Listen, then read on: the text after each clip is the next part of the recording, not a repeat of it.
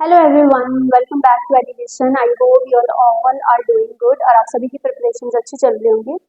आज के इस वीडियो को हम आगे स्टार्ट करेंगे, पर ये वीडियो को स्टार्ट करने से पहले अगर आपने हमारी पहली वाली वीडियोस नहीं देखी हैं तो आप उनको ज़रूर देखना, ताकि आपको एक बार सारे कंसेप्ट्स क्लियर हो जाएं। डे वाइज आपको प्लेलिस्ट में सारी वीडियोस मिल जाएंगी, तो पहली वीडियो से प्रिपेयर करना और अपने अच्छे से नोट्स प्रिपेयर करना। फिर भी आपको अगर कोई भी क्वेरी हो, डाउट हो, तो आप हमें नीचे कमेंट सेक्शन में बता सकते हो। वीडियोस के जो लिंक है वो आपको डिस्क्रिप्शन बॉक्स में भी मिल जाएंगे, ऊपर आई बटन में भी और नीचे कमेंट सेक्शन में भी पिन हो जाएंगे, तो आप वहां से भी चेक कर सकते हो। चलो आज के इस वीडियो को स्टार्ट करते हैं। इस वीडियो में जर्नली बेसिकली जो हमारा मोटिव है वो है बीपी, बॉडी पैराग्राफ, कि हमने बॉडी पैराग्राफ कैसे बनाने हैं। इससे जो पहले की वीडियो थी उसमें हमने देखा था कि हमने टेबल चार्ट अगर हमें एग्जाम में आएगा तो हमने उसको बॉडी पैराग्राफ कैसे बनाना। आज की इस वीडियो में हम लाइन ग्राफ का सीखेंगे कि बॉडी पैराग्राफ कैसे बनाना। जिस तरीके से हमने टेबल का बनाया ऐसे ही हमारा बनेगा लाइन ग्राफ का, और ऐसे ही आपने पाई चार्ट और बार ग्राफ का प्रिपेयर करना। चलिए अब बिना कोई टाइम खराब किए अब हम आगे स्टार्ट करते हैं अपनी वीडियो को।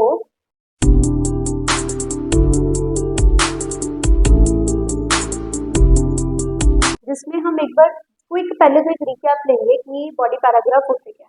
सबसे पहले देखो मेरे पास एक फॉर्मेट है। सबसे पहली वीडियो में हमने ओवरव्यू करा था, है ना। फिर उसके बाद हमने वीडियो में करे इंट्रोडक्शन कि डिफरेंट डिफरेंट टाइप की इंट्रोडक्शन कैसे बनेगी। तो सबसे पहले टास्क 1 के फॉर्मेट में इंट्रोडक्शन बनेगी, लिखने के बाद एक लाइन छोड़ के ओवरऑल, और उसके बाद आपके 2 सेपरेट बॉडी पैराग्राफ्स बनेंगे। आपने ध्यान रखना है 2 बॉडी पैराग्राफ है हमारे पास, दोनों को सेपरेटली आपने डिस्कस करना।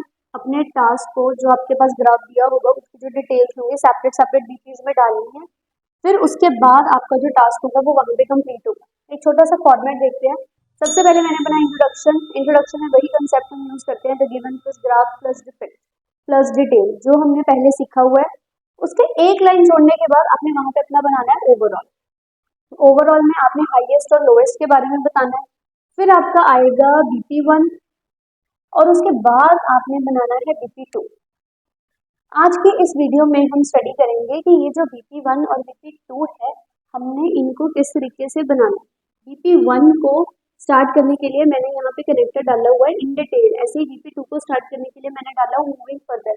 इसके बीच में मैंने सेंटेंसेस की इलेबोरेशन के लिए सेंटेंसेस बनाए हुए। ये सेंटेंसेस को मैंने कैसे बनाना है, किस तरह से इसको लिखना है, किस तरह से हमने ग्रामर को यूज करना है, तो वो सारे जो भी हमारे कंसेप्ट है वो हम अपनी आज की इस वीडियो में डिस्कस करेंगे कि हमने लाइन ग्राफ के बॉडी पैराग्राफ कैसे बनाना है। चलिए अब सैंपल आपके पास है। अब जब हमने अपना लाइन ग्राफ बनाना है या फिर हमने कोई भी अपना टास्क 1 बनाना है, जब हम टास्क 1 में बॉडी पैराग्राफ्स बनाएंगे उस टाइम पे हमने कुछ बातों का ध्यान रखना है। सबसे पहले कि ये जो हमारे पास बीपीज होते हैं इनको ना हमेशा ओवरऑल के बाद लिखा जाता है। सबसे पहले इंट्रोडक्शन, उसके बाद ओवरऑल, फिर यहाँ पे आपने एक लाइन को ब्लैंक छोड़ के अपना बॉडी पैराग्राफ 1 को स्टार्ट करना है। दूसरे नंबर पे यहाँ पे दिया हुआ है कि ओवरऑल के बाद एक ब्लैंक लाइन जरूर छोड़ना, अदरवाइज स्कोर डिडक्शन होगी वहां पे। फिर उसके बाद क्रिएट 2 सेपरेट बॉडी पैराग्राफ्स। आपने ध्यान रखना है आपको चाहे टास्क बड़ा आए या फिर आपको टास्क छोटा है, जैसा मर्जी हो, 2 बॉडी पैराग्राफ बनाने मैंडेटरी है आपके लिए। राइट, फॉर्मल वर्ड्स होंगे, आप सिर्फ फॉर्मल वर्ड यूज कर सकते हो। आपने कोई भी इनफॉर्मल टोन वहां पे यूज नहीं करनी। Informal tone is not allowed in writing, उसका ध्यान रखना है। Avoid any type of contraction, can't, don't, didn't, है ना, इस तरह के वर्ड्स को आपने यूज नहीं करना। कंट्रैक्शंस को कंप्लीटली अवॉइड करना है। इसके अलावा साथ साथ आपने ध्यान रखना है जब भी आप अपनी राइटिंग टास्क अटेम्प्ट करोगे कोई भी इडियोमेटिक टोन आपने यूज नहीं करनी। Idioms are not allowed, idioms are prohibited, ये ध्यान रखना है। इसके साथ साथ try to precise the data. हो सकता है आपको बहुत ज्यादा डाटा आ जाए, है ना, तो फिर ध्यान रखना है वहाँ पे हमारे पास बहुत ज्यादा टाइम नहीं होगा। विद इन 20 मिनट्स में हमने अपने टास्क को खत्म करना है, और हमारे पास एक वर्ड लिमिट भी है, मिनिमम 150 मैक्सिमम 180 तक आप जा सकते हो। 20 मिनट्स का टाइम होगा टास्क 1 को अटेम्प्ट करने के लिए, और मिनिमम 150 और मैक्सिमम आप 180 या 175 तक इतना ही कर पाओगे। वहाँ पे इतना ही हमने करना होता है ना। तो डाटा को ना उसके अकॉर्डिंग हमने प्रिसाइज करना। तो वीडियो में हम आगे देखेंगे कि हमने अपने डाटा को प्रिसाइज कैसे करना। फिर उसके बाद कोई भी स्लैंग वर्ड यूज नहीं करना, ये आपने ध्यान रखना है। Slang words are not allowed क्योंकि ये इनफॉर्मल टोन में आ जाते हैं। चलिए, आई होप आपको एक बार बेसिक्स क्लियर हो गए होंगे। अब हम अपना मेन टास्क स्टार्ट करेंगे। इंट्रो ओवरऑल हम इसमें डिस्कस नहीं करेंगे क्योंकि ये वाली जो वीडियो है इसका मेन मोटिव हमारा बॉडी पैराग्राफ। चलिए बॉडी पैराग्राफ स्टार्ट करेंगे। सबसे पहले तो हमें ये देखना है कि आपको ग्राफ किसके बारे में दिया गया है। स्टेटमेंट को रीड करेंगे एक बार अच्छे से। The graph below shows the household recycling waste, मतलब घरों में रिसाइकलिंग हो रही है, घरों का जो वेस्ट है वो रिसाइकलिंग के बारे में आपको प्रोपोर्शन दिया हुआ है इन 3 डिफरेंट कंट्रीज के बारे में, और आपको नीचे साथ में टाइम पीरियड गिवन है 2005 एंड 2015। सबसे पहले इंट्रोडक्शन बनेगी, ठीक है। फिर उसके बाद एक लाइन छोड़ के आपने बनाना है ओवरऑल, वो भी ठीक है। फिर उसके बाद आपने एक लाइन छोड़ के BP1 और उसके बाद एक लाइन छोड़ के BP2।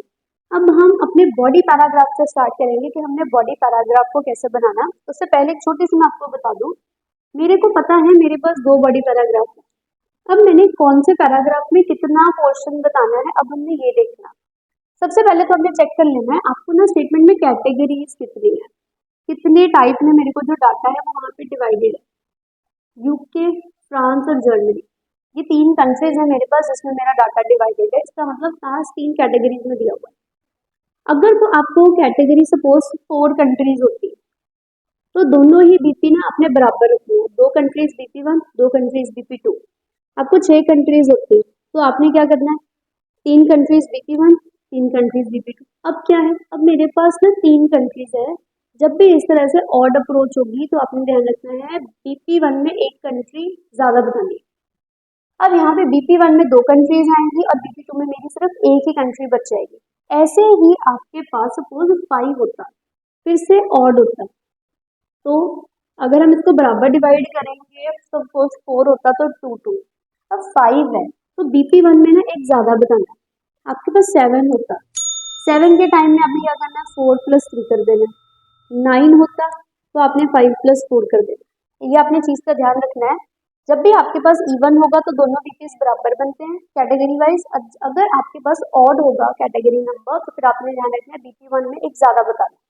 अब मेरे को इतना पता लग गया कि मेरा 3 है कैटेगरीज, तो इसका मतलब BP1 में 2 और BP2 में मेरी एक कंट्री आएगी। चलिए अब हम आगे स्टार्ट करते हैं बॉडी पैराग्राफ 1। अब बॉडी पैराग्राफ 1 को मैंने शुरू करना है तो आपने ध्यान रखना है सबसे पहले तो यहाँ पे लगाना है connector in detail comma, okay लग गया। फिर उसके बाद आपने पहले साल से स्टार्ट कर देना। ध्यान रखना है मेरे पास काफी सारे साल हैं यहाँ पे।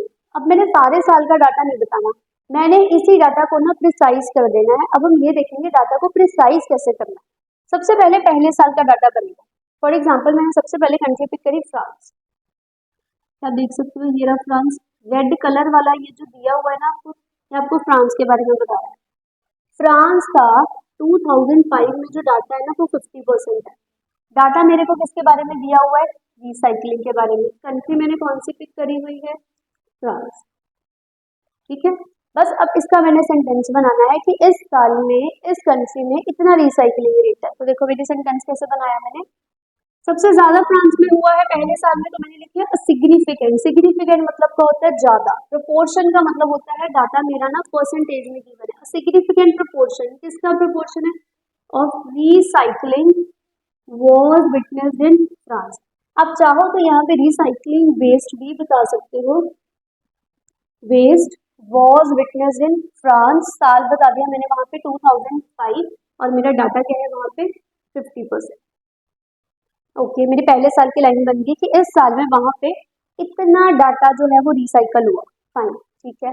अब उसके बाद ध्यान रखना है, उसके बाद जो मेरा डाटा है 2005 से लेके 2013 तक, 2013 तक जो मेरा डाटा है ना वो यहाँ से चेक करो कंटिन्यूसली डिक्रीज हो रहा है, लगातार डिक्रीज हो रहा है। अब सेम ही ट्रेंड फॉलो हो रहा है।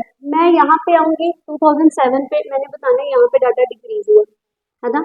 फिर उसके बाद में 2009 का ही डाटा डिक्रीज हुआ, फिर 2011 में डिक्रीज हुआ, फिर 2013 में डिक्रीज हुआ। यहाँ पे ना सेम डिक्रीज डिक्रीज वर्ड आता जाएगा, तो हम ना उसी को रिपीट नहीं करेंगे। जब एक ही ट्रेंड फॉलो होता है तो मैं क्या करूंगी, मैं सीधा 2005 से 2013 पे चली जाऊंगी। अब देखो इसी को हम डाटा प्रिसाइज करना कहते हैं कि मैंने सारा साल नहीं बताया, एक एक करके मैंने अपने डाटा को ना वहां पे प्रिसाइज किया। अब देखो अब डाटा कॉन्टिन्यूसली वहां पे डिक्रीज हुआ तो मैंने वहाँ पे सेंटेंस बनाना है डिक्रीज का। अब उसके लिए मैंने वर्ड यूज करना है वाइल द कॉरस्पॉन्डिंग फिगर। ये वर्ड मैंने यूज करा अपने अगले सेंटेंस पे जाने के लिए। आप चाहो तो कॉरस्पॉन्डिंग फिगर की जगह वर्ड इट भी यूज कर सकते हो। अब इट, उसके बाद वर्ब चेक करो आपका डाटा क्या हो रहा है, इंक्रीज के डिक्रीज। मेरा डाटा वहाँ पे डिक्रीज हो रहा है, ईडी की फॉर्म आएगी क्योंकि जो हमारा टास्क है ना वो पास्ट टेंस में चल रहा है। Verb the corresponding figure decreased to. To के बाद हमने एग्जैक्ट डाटा बताना होता है, कितने पे डाटा आपका आके ड्रॉप कर गया 30। तो the corresponding figure decrease to 30% in 2003। आप कॉरस्पॉन्डिंग फिगर लिखना चाहते हो कॉरस्पॉन्डिंग फिगर लिख लो। अगर आप कॉरस्पॉन्डिंग नहीं लिखना चाहते तो आप उसकी जगह वर्ड यूज कर सकते हो the relative figure. Even you can also go for given figure. इस तरीके से अगर आप इनको भी नहीं बताना चाहते तो आप उसकी जगह सिंपल इट वर्ड भी यूज कर सकते हो। बस ध्यान रखना है एक एक करके सारा डाटा पिक करते जाओगे ना तो आपको वहां पे ज्यादा टाइम लग जाएगा, थोड़ी टाइम लिमिट आपको ज्यादा चाहिए। तो हमारे पास वहाँ पे सिर्फ 20 मिनट्स है, तो हमने उसके हिसाब से अपने डाटा को मैनेज करके रखा है। अब उसके बाद 2003 बता दिया। अब अगर आप चेक करो 2003 के बाद मेरा एक साल बचा हुआ है 2015। यहाँ पे मेरा 2003 था, इसके बाद में ये इंक्रीज हो गया। 2013 तक वो कर रहा था डिक्रीज, है ना। फिर 2015 में ना वो यहाँ पे कर गया इंक्रीज। पहले डिक्रीज ये इंक्रीज, ये दोनों आपस में क्या है, ओपोजिट। तो आपने ध्यान रखना है जब भी कोई चीज ओपोजिट हो जाती है तो हमें उसके बीच में जब भी हमें उसके आगे अगला सेंटेंस स्टार्ट करना है तो वहां पे हमने ना कनेक्टर लगाना है, वो होगा मेरा ओपोजिट कनेक्टर। अब देखो, अब मैंने यहाँ पे 2013 तक खत्म किया, यहाँ पे 13 आएगा 2015। उसके बाद मैंने कंट्रास्टिंग कनेक्टर लगाया। ये हाउ एवर लगाने का मतलब ही यही है कि पहले मेरा जो डाटा डिक्रीज हो रहा था, इसका मतलब अब यहाँ से वो डाटा ऑपोजिट ट्रेंड में जाएगा, इसका मतलब increase. How ever the rate of recycling increase. अब देखो मैंने यहाँ पे इंक्रीज को बताने के लिए साथ में स्ट्रक्चर लिखा हुआ है। आप इट भी यूज कर सकते हो, आप अगर चाहो तो उसकी जगह रेट ऑफ रिसाइकलिंग भी बता सकते हो। The rate of recycling, verb check करो आपकी वर्ब क्या हो रही है, इंक्रीज के डिक्रीज। मेरी वर्ब हुई यहाँ पे इंक्रीज, तो मैंने बताया the rate of cycling increase. Increase के बाद मैंने आईएनजी की फॉर्म यूज करी रीचिंग, कितने पे पहुंच गया 40% इन द लास्ट ईयर। यहाँ पे मेरा डाटा पहुंच गया। लास्ट ईयर का मतलब है कि मेरा साल जो चल रहा है वो वहां पे 2015 को डिनोट करेगा। ये चेक कर लेगा, ध्यान रखना। किया मैंने क्या किया, मेरे पास 1 2 3 4 5 6 ईयर्स थे। मैंने 6 डिफरेंट लाइंस बनाने की जगह सिर्फ 3 लाइंस में ही जो है अपना एक कंट्री जो थी उसको ना कंप्लीट कर दिया। सारा डाटा नहीं बताना, जो ट्रेंड चल रहा होगा उसके हिसाब से आपने बताना है ताकि आपका जो डाटा है ना वो वहां पे प्रिसाइज हो। आई होप आपको क्लियर हो गया होगा कि हमने डाटा को प्रिसाइज कैसे करना है। अब उसके बाद एक और एग्जांपल देखेंगे, और डाटा को हम कम कैसे कर सकते हैं जब एक ही ट्रेंड हर साल में फॉलो होता है। अब देखो यहाँ पे आपने कंट्री पिक करी आगे, है ना। अब मैंने यहाँ पे कंट्री ली है जर्मनी, ये रही मेरी जर्मनी कंट्री ग्रीन वाली, ये रहा जर्मनी। अब जर्मनी में मैंने क्या देखा, पहले साल में मेरे को डाटा दिया हुआ था 20%। उसके बाद अगर आप नोट करो कि ये लगातार लगातार ना यहाँ से बढ़ता गया जर्मनी, यहाँ पे पहले था, उसके बाद ये कंटिन्यूसली वहां से ना बढ़ता जा रहा है। आप चाहो तो इसको ना 2 पार्ट्स में स्प्लिट कर लो, पहले आप इसको यहाँ तक ले आओ, उसके बाद आप इसको यहाँ पे खत्म कर दो। लेकिन अब हम एक सेंटेंस बनाएंगे जिसमें हमने एक ही लाइन में हमने अपने सारे डाटा को खत्म कर दिया। वो देखो कैसे बनाना है। मैंने स्टार्ट किया इन केस ऑफ जर्मनी, ये रहा मेरा in case of Germany. Okay ठीक है, जर्मनी में पहले साल में 20% डाटा शो कर रहा है, इसका मतलब 20% of waste was recycled in the first year. First year का मतलब यहाँ पे क्या है 2005। आप चाहो तो इन 2005 भी वहां पे लिख सकते हो, ठीक है। ओके, उसके बाद आगे क्या हुआ, मैंने लगाया कॉमा, कॉमा हमारा डिनोट करता है देन। इसके बाद क्या हुआ, इट। आप चाहो तो इट की जगह अपनी स्टेटमेंट भी डाल सकते हो। उसके बाद आप चेक करो वर्ब, आपका डाटा क्या हो रहा है, इंक्रीज के डिक्रीज। यहाँ पे इंक्रीज टास्क हमारा पास्ट टेंस में है, इसका मतलब पीछे ईडी आना इंपॉर्टेंट है। Verb subject it plus verb, verb मेरी क्या हुई इंक्रीज। उसके बाद आपने ना पीछे एल वाई वाला वर्ड लगाना। एल वाई वाला वर्ड होते हैं हमारे एडवर्ब फॉर्म, जिन वर्ड्स के पीछे एल वाई लगी हुई होती है उनको हम एडवर्ब बोलते हैं। है ना। हमारे पास काफी सारे वर्ड्स हैं कि हम और कौन कौन से एल वाई वाले वर्ड यूज कर सकते हैं। आप चेंज के अकॉर्डिंग अपने लिए वर्ड पिक कर सकते हो। अब डाटा जो है यहाँ से कॉन्टिन्यूटी में है, लगातार बढ़ता जा रहा है। तो जो चीज धीरे धीरे लगातार बढ़ती जा रही है उसके लिए हम जनरली वर्ड यूज करते हैं ग्रेजुअली। तो मैंने यहाँ पे देखो एडवर्ब के लिए वर्ड क्या लगाया, इट इंक्रीज। एडवर्ब के लिए मैंने वहां पे वर्ड लिखा है ग्रेजुअली टू। बिल्कुल लास्ट साल पे चले जाओ, लास्ट साल में आपका डाटा क्या है, 60 से हल्का सा नीचे है, तो मैंने उसको ले लिया 50% बाई 2015। आप उसको in the last year in 2015, आप इन द लास्ट ईयर भी बता सकते हो, वो भी बिल्कुल ठीक है। अगर आप चाहो तो वहां पे आप इन 2015 भी कर सकते हो, जैसे आपको ठीक लगे। बस ध्यान रखना है, एक एक करके अगर आप सारा बताओगे तो वहां पे आपकी वर्ड लिमिट बढ़ जाएगी। एक एक करके बताओगे तो आपको वहां पे टाइम ज्यादा लगेगा सोचने में कि मैं सेंटेंस कैसे बनाऊं। तो इट्स बेटर आपका जो भी डाटा होगा उसको आप पहले डिवाइड करो, ठीक है। उसके बाद आपने उसके लिए सेंटेंसेस बनाने हैं। 6 साल है डजंट मीन कि आप पहले 6 सेंटेंसेस बनाओ। आप 3 to 4 सेंटेंसेस में आराम से अपना डाटा को खत्म कर सकते हो, ठीक है। आई होप आपको एक बार दोनों कंट्रीज के बारे में डाटा हमने किस तरह से बनाया, प्रिसाइज कैसे किया, आपको क्लियर होगा कि हमने इंक्रीज डिक्रीज कैसे बताया। अब इस तरह से हमारा जो एक बीपी है ना वो खत्म हो गया। अभी हमने क्या पढ़ा था कि मेरे पास 3 कंट्रीज है, 3 कैटेगरीज हैं। इसका मतलब 2 कंट्रीज BP1 में आएंगी, एक कंट्री मेरी BP2 में आएगी, है ना। 2 कंट्रीज मैंने बता दी। कौन कौन सी कंट्रीज अभी मैंने खत्म करी, एक मैंने बताई हुई है फ्रांस और एक मैंने बता दी यहाँ पे जर्मनी, ठीक है। अब मेरे पास क्या बचा हुआ है, यूके। बस अब जो यूके होगा मेरा, ये चला जाएगा मेरा BP2। आई होप आपको क्लियर हो गया होगा हमने कैसे लिखा। इन डिटेल करके मैंने अपनी दोनों कंट्रीज बना दी। उसके बाद अब मैंने BP2 शुरू करना है। BP1 भी मेरा कनेक्टर पे स्टार्ट होना चाहिए, मेरा BP2 भी कनेक्टर पे होना चाहिए। BP1 के लिए मैंने कनेक्टर लगाया हुआ है इन डिटेल, BP2 के लिए मैंने यहाँ पे कनेक्टर लगा दिया मूविंग फर्दर। आप मूविंग टुवर्ड्स भी यूज कर सकते हो, जो आपको ठीक लगे आप कर सकते हो। बस make sure connector is very important while starting any BP। अब हम आएंगे अपना BP2। अब 2 कंट्रीज कवर हो गई हैं, अब हम यूके पे आएंगे। ओके, अब ना यहाँ पे एक पॉइंट ध्यान रखना है। अब हमने 2 कंट्रीज ऊपर बताई तो एक कंट्री मेरी नीचे है ना। ऑब्वियसली अब डाटा थोड़ा मेरे पास BP2 के लिए कम है, ये ध्यान रखना है। ऐसा ना हो कि मैं अपना BP2 एक ही कंट्री और उसको मैं 2 लाइन में खत्म कर दूं, आपका BP वहां पे बहुत छोटा बन जाएगा, जिससे आपकी हो सकता है वर्ड लिमिट पूरी ना हो।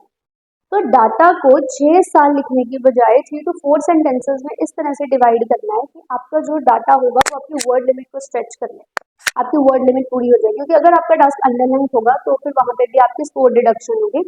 अब हम ये देखेंगे कि अब मेरे पास एक ही कंट्री बची हुई है, मैंने उसको कैसे सालों में डिवाइड करा, किस तरह से मैंने उसको ईयर्स में बताया।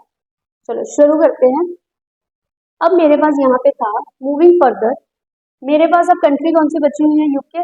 मूविंग फर्दर, अब हम पहले साल की लाइन बनाएंगे। Moving further the percentile of domestic, domestic यहाँ पे वर्ड मैंने यूज करा हुआ है हाउस होल्ड के लिए।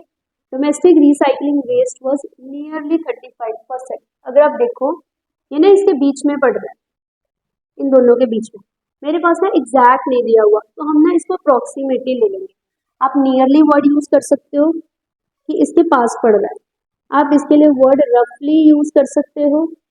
Even you can also go for approximately.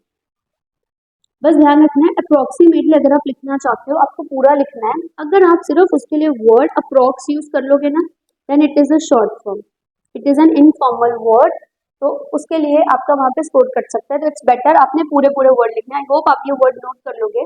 ऐसे ही हमारे पास परसेंटाइल है ऊपर। अब परसेंटाइल के लिए वही वर्ड यूज करोगे जो हमने अपनी पहली वीडियोस में देखे थे। आप इसके लिए वर्ड यूज कर सकते हो परसेंटेज, प्रपोर्शन, परसेंटम, और एक वर्ड मेरे पास बचता है परसेंटेज।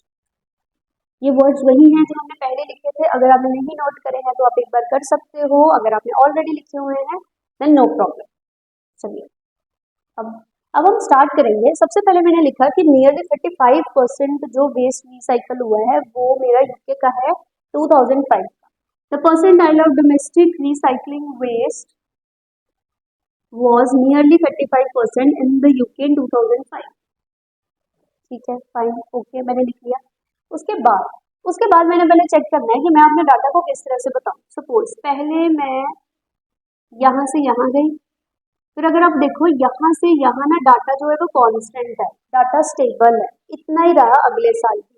तो फिर मैं यहाँ आऊंगी, फिर उसके बाद ये लगातार बढ़ता गया। बस फिर मैंने अगर लगातार बढ़ता हुआ बता देना है। इसका मतलब मैंने क्या किया, सबसे पहले मैं यहाँ से यहाँ आऊंगी, यहाँ से यहाँ, यहाँ, फिर मैंने इसको स्टेबल बताना है, फिर उसके बाद मैंने इसको इंक्रीज कर देना है। चलिए अब हम सेंटेंस बनाते हैं। मैंने इंक्रीज कैसे करना है, यहाँ पे मैंने सेंटेंस लिखा हुआ है, ध्यान रखना है। There was an increase. अब इंक्रीज की जगह ना मेरे पास वर्ड डिक्रीज भी हो सकता है। अगर यहाँ पे डाटा कम हो रहा होता तो मैंने वहां पे लिखना था डिक्रीज। अगर आपने वर्ड डिक्रीज यूज करना है तो आपने ध्यान रखना है डिक्रीज के साथ ना आपने ए वर्ड यूज करना है। Increase I is not a consonant, vowel है, इस करके इसके साथ एन आना इंपॉर्टेंट है। लेकिन जो अगर मेरा वर्ड डिक्रीज होता, डिक्रीज के लिए जो डी वर्ड यूज हुआ है सबसे आगे, इट्स अ कॉन्सोनेंट, कॉन्सोनेंट के आगे ए आना इंपॉर्टेंट है। तो मैंने आगे सेंटेंस बनाया, there was an increase in the regional domestic recycling in 2007 that reached 40%। There was an increase in dash statement, यहाँ पे आपकी स्टेटमेंट आएगी। स्टेटमेंट मेरी किसके ऊपर है, रिसाइकलिंग के ऊपर, तो यहाँ पे रिसाइकलिंग की लाइन बनेगी। साथ ही में वहां पे आपने अपना साल बताना है, फिर आपने उसका डाटा बताना है कि उसका डाटा कितना रिकॉर्ड हुआ। शुरू मैंने यहाँ से करा, फिर उसके बाद मैं उसको यहाँ तक ले गई कि वो 40% तक पहुंच गया। अब 40% के बाद जो मेरा डाटा है ना वो यहाँ पे स्टेबल है ना। तो अब मैंने यहाँ पे ना इसी के साथ एक स्टेबल की लाइन बनानी है। तो देखते हैं स्टेबल की लाइन मैंने कैसे बनाई। 40% तक मैंने बता दिया, फिर मैंने यूज करा and the figure remained same till 2009। दोबारा डाटा नहीं मैंने बताया, डाटा बताने की जगह मैंने सिर्फ वर्ड यूज कर लिया कि 2009 तक जो डाटा है वो मेरा स्टेबल रहा। 2007, 2009 आप इस तरह से भी बता सकते हो। In the coming 2 years the figure remained same, वो भी बिल्कुल ठीक है। साल के हिसाब से बनाओगे तो वो भी बिल्कुल ठीक है। इसके बाद अब मैंने स्टेबल बता दिया, उसके बाद मैंने यहाँ पे स्ट्रक्चर यूज करा फ्रॉम टू बिटवीन है। ये भी हमने अपनी पिछली वीडियो में डिस्कस किया। आई होप आपको क्लियर हो गया होगा इसको कैसे यूज करा। अब लगातार वहां पे इंक्रीज हो रहा है ना, तो अब हमने इसको इकट्ठा लास्ट तक लेके चले जाना। तो देखो मैंने सेंटेंस बनाया, आफ्टर 2009 के बाद इट वर्ब, काम क्या हुआ आपका वहां पे, इंक्रीज। ईडी आएगा क्योंकि हमारा टास्क जो है वो पास्ट के ऊपर चल रहा है। It increased from X to Y, यहाँ पे आएगा डाटा और पीछे बिटवीन में आपने डाल देना है साथ। इट इंक्लाइंड फ्रॉम, खत्म कहाँ पे करा था आपने 40 पे, उसके बाद तो मेरा डाटा कांस्टेंट रह गया। It inclined from 40 to, last में मेरा डाटा कहाँ पहुंचा, 60। It inclined from 40 to 60% between आपके आखिरी साल 2009 एंड 2015। इवन आप ऐसे भी कर सकते हो, अगर आपने आफ्टर 2009 कट कर दिया, सिंपल आप यहाँ पे कॉमा लगाओ और उसके बाद आप बता दो इट इंक्लाइन। कॉमा भी ना लगाना हुआ तो आप इसकी जगह यहाँ पे वर्ड एंड भी यूज कर सकते हो, एंड कॉमा, फिर यहाँ से साल हट गया। It inclined from 40 to 60 between 2009 and 2015। I hope आपको क्लियर हो गया होगा कि हमने अपने डाटा को कैसे लिखा। इकट्ठा करके भी नहीं बता सकते क्योंकि मेरे पास BP2 में एक ही कैटेगरी है तो बहुत छोटा बनेगा। मैंने अपनी कैटेगरी को 3 डिफरेंट पार्ट्स में डिवाइड करा कि पहले साल में इतना है, फिर बढ़ गया, फिर constant, then it increased again. देखिए इस तरह से अब मेरा यहाँ पे आप देख सकते हो BP2 बन गया।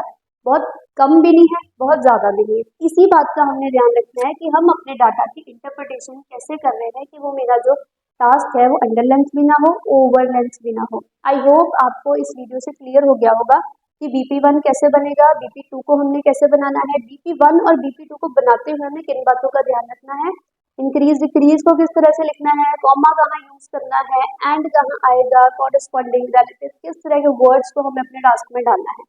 आई होप अभी वीडियो आपके लिए हेल्पफुल होगी। फिर भी अगर आपको कोई डाउट और क्वेरी हो आप हमें बता सकते हो, और वीडियोस को कंटिन्यूटी में ज़रूर चेक करना पूरा, स्टेप बाय स्टेप सारी वीडियोस आपको हमारी प्लेलिस्ट में मिल जाएंगी, तो वहाँ से भी उनको चेक कर सकते हो। बाकी आपको कोई भी क्वेरीज हो तो आप हमें बता सकते हो। Thank you.